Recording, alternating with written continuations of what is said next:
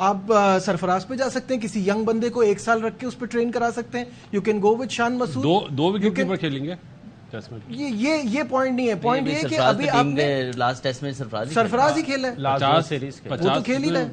रिजवान ने कर दिया था लास्ट में, बट डजंट मैटर। वो तो कंकशन की वजह से। मेरा पॉइंट ये है कि आपको ऑप्शन निकालने को निकल भी सकते हैं। पॉइंट ये है कि जब आप बात कर रहे हैं ना T20 और वनडे, तो टेस्ट में भी कोई रॉकेट साइंस नहीं है अगर आपको कप्तान बदलना पड़ता है तो। देखिए बिल्कुल मैं वही कह रहा हूँ कि होना चाहिए। अब टेस्ट क्रिकेट में पॉइंट्स लेने के लिए, चैंपियनशिप के फाइनल क्वालिफाई करने के लिए आपको और ज्यादा टेस्ट क्रिकेट अग्रेसिव खेलनी पड़ेगी। क्योंकि इंग्लैंड टीम ने वो करके दिखाया, जिसकी वजह से वो देखे डोमिनेट किया। टेस्ट क्रिकेट बड़ी फास्ट हो गई है, डिसीजन जैसे लेने पड़ते हैं। तो अगर उसमें समझते हैं कि बाबर ही ठीक है तो उससे बात करनी पड़ेगी। भाई हमने आगे टेस्ट सीरीज ऐसे खेलनी है, इस इंटेंट के साथ खेलनी है, इस अप्रोच के साथ खेलनी है, और डिसीजन भी ऐसे लेने पड़ेंगे। 4 साल हो गए हैं, तो मेरे ख्याल से इसमें कोई ऐसी बुरी बात नहीं है। अगर उसको बनाते हैं, टेस्ट की परफॉर्मेंस अच्छी नहीं है, लेकिन आगे हम करवा सकते हैं, अच्छी मैनेजमेंट हो। इस मैनेजमेंट की वजह से ज्यादा डेंट पड़ा बाबर को, ये मेरा पर्सनल व्यू है। इस कोचिंग स्टाफ की वजह से,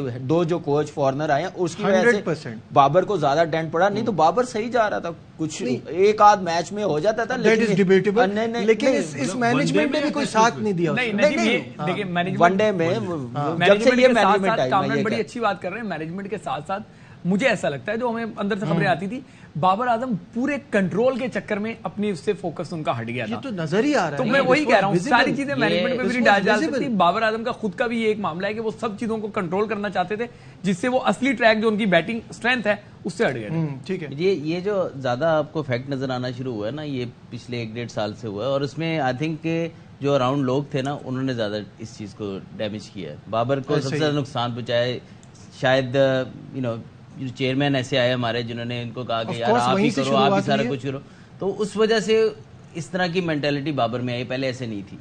ठीक है, तो अब ये है कि जैसे कामी भाई ने बात की ना, जो अराउंड लोग होते हैं ना, जैसे कोई स्पोर्ट्स स्टाफ है, कहीं पे देखिए मैं भी इंसान हूँ, मेरे से भी गलती हो रही होती है। तो मेरे साथ जो राउंड लोग हैं वो मुझे सही करते हैं, मुझे मेरे से बात करेंगे। तो वो अगर आपके लगा होता साथ, उसको उस टाइम पे हेड कोच भी थे, सैकी भाई बहुत जबरदस्त कोच थे, लेकिन उस टाइम पे उनको थोड़ा सा स्टेप इन करना चाहिए था, थोड़ा सा कमांड से करना चाहिए था कि यार बाबर थोड़ा आप बेहतर तरीके से चलो। तो मेरा बार बार एक ही पॉइंट पे मैं आ जाता हूँ ना, कि जब आपके चेयरमैन आपके फैन बॉय बनते हैं और आपको एब्सोल्यूट कंट्रोल दे देते हैं, उसके बाद ये प्रॉब्लम होती है, प्लेयर पावर वहां से शुरू होती है।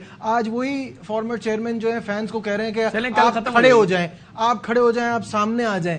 ये किस किस्म की बात है? नजीब कल खत्म हो जाएगी।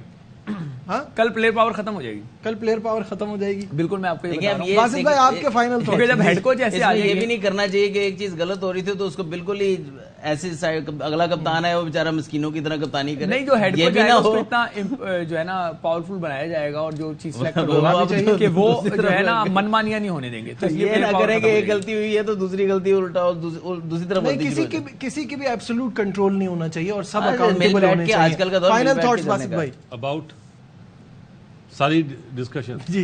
एक ही आदमी जो इस वक्त खराब कर रहा है पूरे मुल्क को, मुल्क की क्रिकेट को। अब नाम भी बता दे। मैं मेरा मीडिया वाला थोड़ी नाम बताऊं। तो ये बात करने की जरूरत क्या थी? बस मैंने जो बोलना था मैंने बोल अच्छा, वो क्रिकेटर है, चले हम पूछ लेते हैं। जी हाँ। साबिक कप्तान है? अभी छोड़ो ये कसौटियां। साबिक क्रिकेटर है? साबिक टेस्ट क्रिकेटर बोल दिया मैंने, लिखा हुआ इधर, नाम लिख दिया आपने? हाँ, ये ले लें। चलो पर्चा ही दिखा दे। पर्चा दिखा दे, चले बाद में देखा। अभी क्योंकि प्रोग्राम का वक्त, क्या वो दोबारा वापस आए हैं?